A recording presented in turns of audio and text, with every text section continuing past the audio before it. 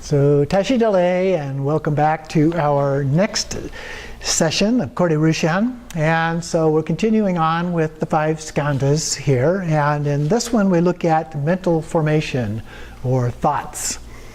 And so this one repeats itself. There's no separate elements, no separate senses, anything like that in this one.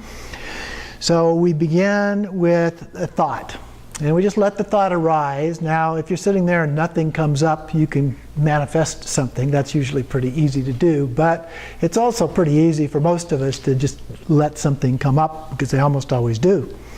And then we just watch it abide and then disappear.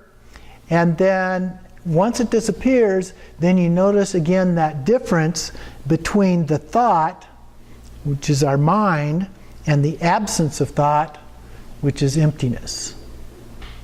Okay? And that's one form of emptiness. There are different forms of emptiness. But in this case, it's the absence of the thought. So we just pay attention as they come, abide, and go away. And then notice that difference between when it's there and when it's not there. And then you let another one come up. Arise, disappear, and then notice that difference. So you just do that as thoughts come and go.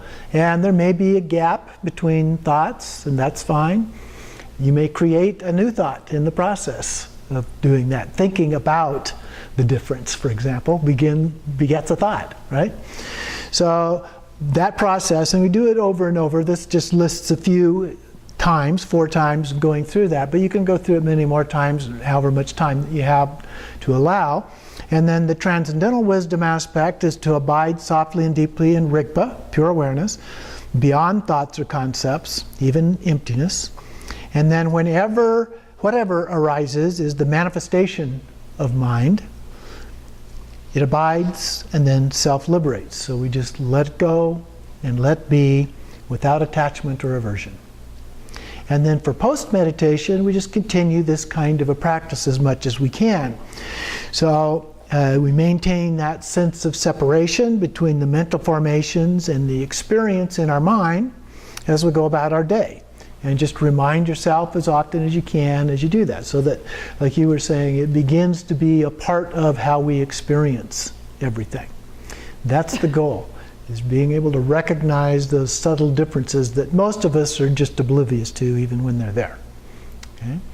So the more you can do that, the more you're habituating your mind, the more you're creating these linkages in your brain in order to enable these kinds of things to stick. And then that becomes your way of seeing the world as you go about doing things. So that's the practice for this next week. Very simple.